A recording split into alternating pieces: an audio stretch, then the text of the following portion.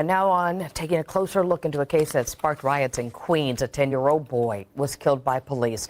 Reaction 41 years ago was much different than the peaceful protests called for in the wake of the Eric Garner decision. Eyewitness News reporter Tim Fleischer returned to the area with Brooklyn Borough President Eric Adams.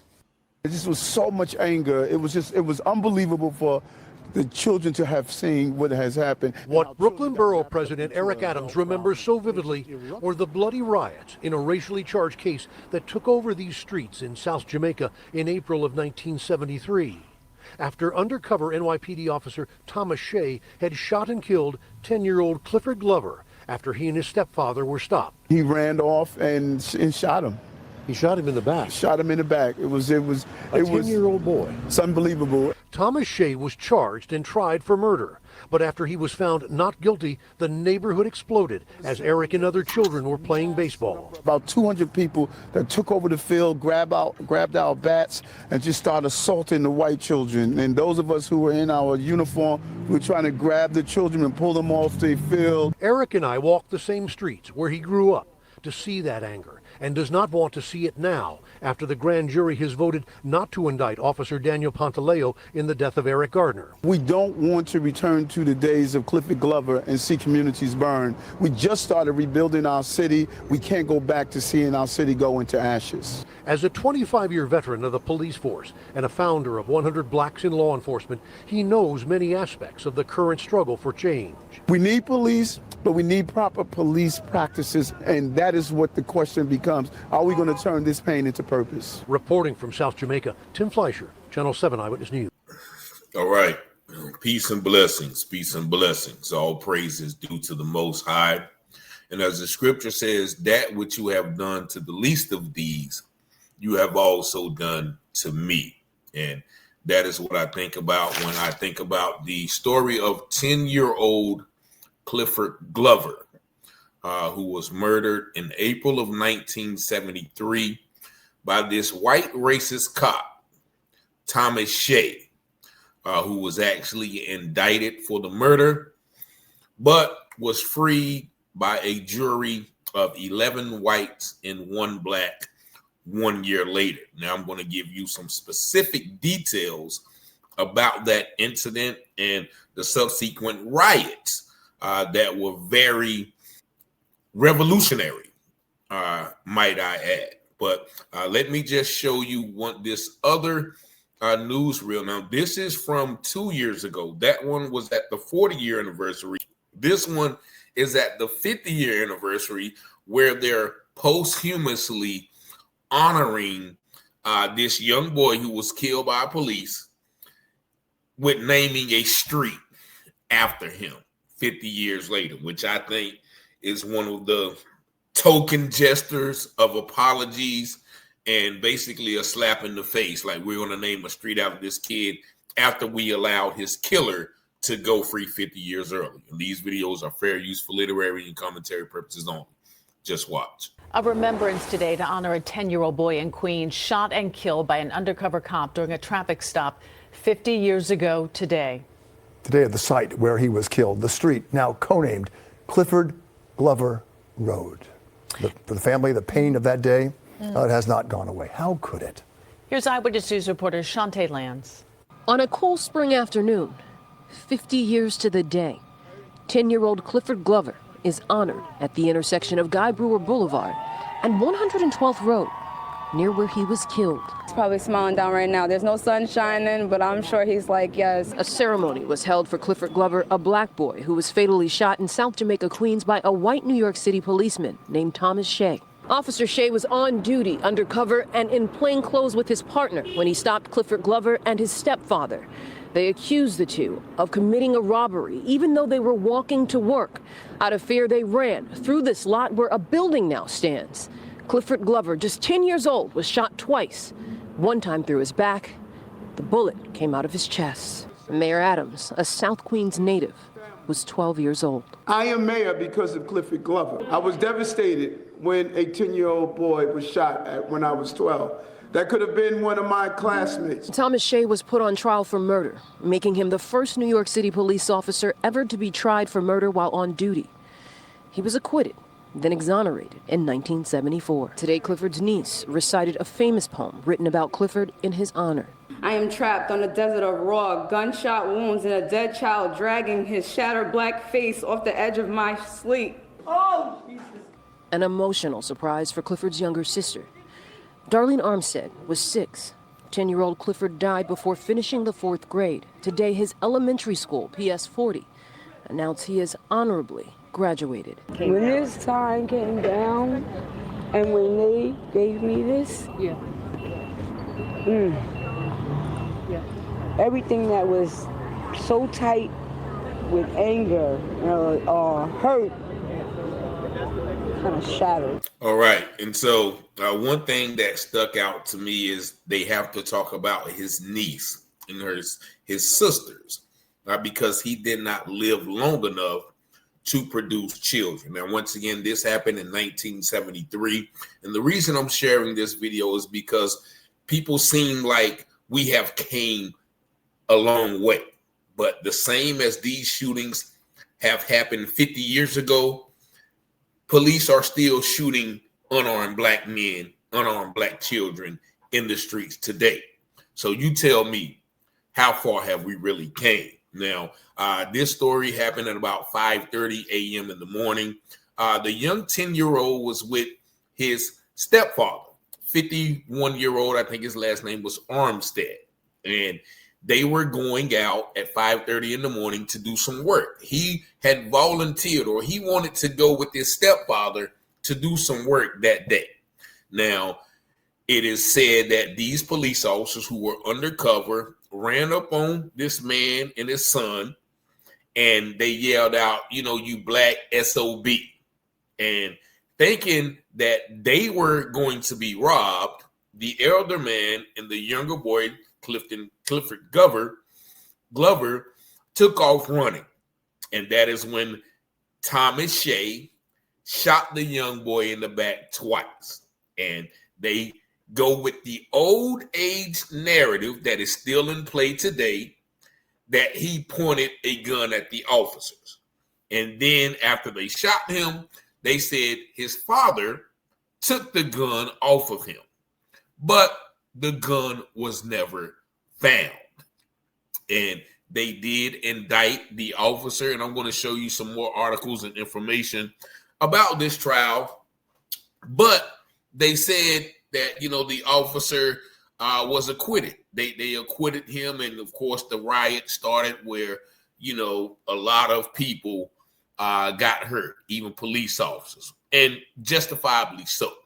But they played some tape at the trial, which they quoted. There was a recording of the other white officer, Walter Scott, I think that was his name, or Scott.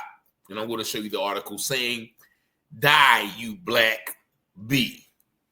Right? And at the trial, they said, well, that's not his voice. Like, this is, once again, the insanity that I see today when we see these officers get off for killing young black men. Just take a look at a couple of these articles real quick.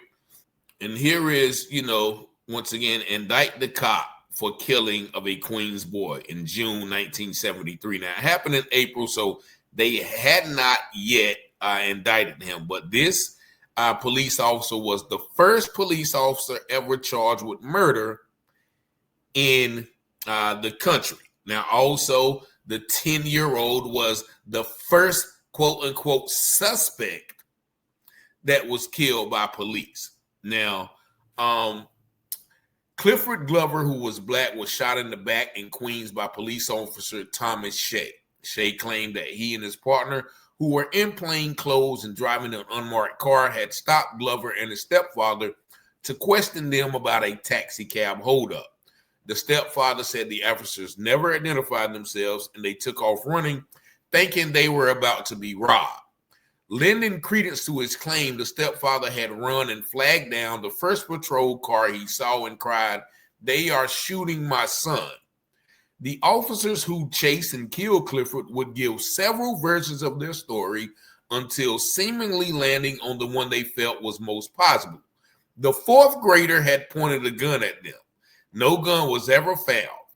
At the trial, jurors were played a recording of Shea's partner, Walter Scott, saying over the radio, "Die, you little F word." The voice wasn't his, Scott claimed. The indifference to Clifford's imminent death was shared. When Sergeant Thomas Donahue took the stand, he testified that as he stood over Clifford, the little boy said, "I'm dying." Without a measure of kindness or compassion for the frightened child, he answered, "That's right, you're dying." And Shea was acquitted. Now, that is just one account of the story. Now, they're talking about that these officers were stopping this son and his father for being robbery suspects. And they said that they were looking for two men in their 20s. However, Clifford Glover, and if I say Daniel Glover, please forgive me, but Clifford Glover was 10 years old and his father was 51. Not men in their 20s. But this case, once again, goes to show how that same narrative, we're going to make up a story and we're going to say that this young boy had a gun and pointed it at us. How many times have we heard this on this channel? Now, just take a look at this other article as well. And so this article right here is from a couple of years ago. Again, it says on June 1973, Thomas Shea, a white New York police officer, was acquitted of murder charges in the killing of Clifford Glover, a 10-year-old African-American boy, in April of 1973. So it only took him 2 months to acquit him. In the days following, riots broke out in the Jamaica neighborhood in Queens where the Glover family resided. The verdict reached by an all-white jury ran so counter to the facts of the case that it can only be compared to the acquittals of Ku Klux Klan members for lynching black men in the South. Virtually every member of the jury was selected because they had close personal ties to the NYPD officers. The one black member of the jury was a parole officer. You talking about stacking the deck, right? During the trial, forensic evidence was presented that Shea had drawn his weapon on the 10-year-old Glover and fired shots into his back as he attempted to flee the officers. Shea, in fact, admitted to shooting Glover but claimed self-defense. The facts of the case demonstrated that Shea's motivation for stopping Glover, who was walking with his stepfather on the way to work, was racism. Shea claimed he and his partner had been searching for two suspects in a robbery. The description given to the officers was two black men in their 20s. Ad Armstead, the boy's stepfather, was 51, while the young Glover did not yet stand 5 feet tall. During the trial, Shea admitted his own racist motivation, telling the court, "I was just looking at their skins." In Armstead's account of the event, a car pulled up on him and Glover, and then an armed man jumped out. "You black SOB." Believing they were being robbed, the pair instinctively attempted to run. Shea was in plain clothes, not his police uniform. Only moments after they attempted to flee, Shea fired shots at Clifford Glover, hitting the child in the back. Armstead ran around the corner and flagged down a patrol car to report the attack, still unaware that his assailant was an officer of the NYPD. When he arrived back at the scene with the officers, they discovered the boy dead in a pool of blood. Shea claimed that Glover had a weapon and fired shots backwards while running. And so we can stop it right there. This is an old age narrative. Now, mind you, this happened over 52 years ago. How similar does this sound to the cases that we are still showing today? Now, in that year, 1971, they're saying New York Police Department killed 93 people with guns and wounded 221 people.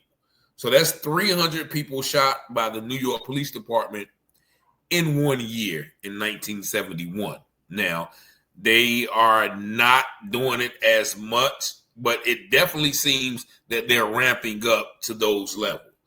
As they say, history often repeats itself, and those who do not know their history are doomed to repeat it. Now, shout out to those people in Jamaica, Queens, because they said during that riot, you know, a lot of people got hurt, 12 police officers, and a lot of people arrested. But, you know, how much more can you take?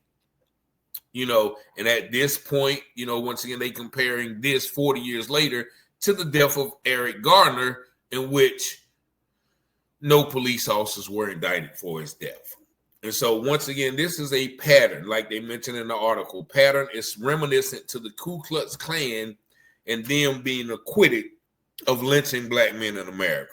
And it's sort of like the same. These are public lynchings to this day where police officers are constantly ruled justified. Now, they did settle with the family for $115,000. Now, that day, pretty sure that was a nice, pretty penny.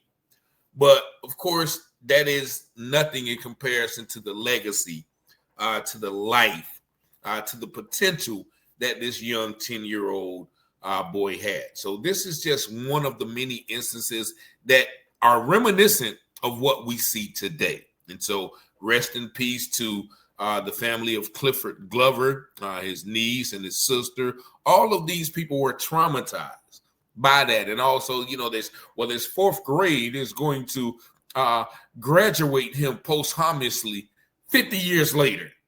You know, like what? Don't give me a empty gesture of justice. While this man was able to live out his life in, you know, relative obscurity and comfort, probably luxury, because he was secretly celebrated by those who felt or you know, who had those same racist beliefs, admitting that he was racist and with his partner saying, "Die, you little F word." How far have we really come? Y'all let me know what y'all think about this video in the comments. You see the number 919-587-7782. If you do like this content, I will be grateful. If you do subscribe to the channel, which allows these videos to be more prevalent in the internet space, but I certainly am grateful for you watching, liking, sharing, commenting, engaging, subscribing, calling, texting, email, sending stories. It's definitely very, very, very greatly appreciated. And as always, I pray you have peace and blessings. Those things that are hidden shall be revealed, and those things done in secret shall be exposed on the mountaintop. Let's go, Rich. You watching Telehouse Publishing, breaking news coverage. Give you the truth before fake news throw mud in it. Before the jury decide and the judge discover it, you should tune in to Telehouse Publishing. Telehouse Publishing, breaking news coverage. The propaganda grammar, don't believe none of it. Before the jury decide and the judge discover it, you should tune in to Telehouse Publishing.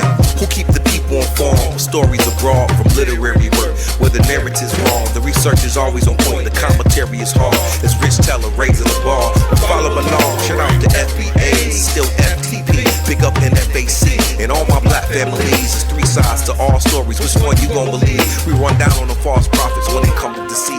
100% urban world news, current events. We don't like them lies. Media is biased, we got God beside us, ladies and gents is power. If you don't know by now, look around me, the darkest hours.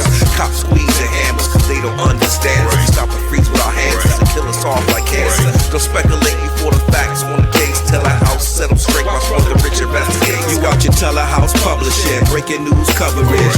Give you the truth before fake news throw mud in it. Before the jury decide and the judge discover it, you should tune in to Telehouse Publishing. Telehouse Publishing, breaking news coverage. The propaganda grammar, don't believe none of it. Before the jury decide and the judge discover it, you should tune in to Telehouse Publishing. Negroes have listened to the trickery and the lies and the false promises of the white man now for too long.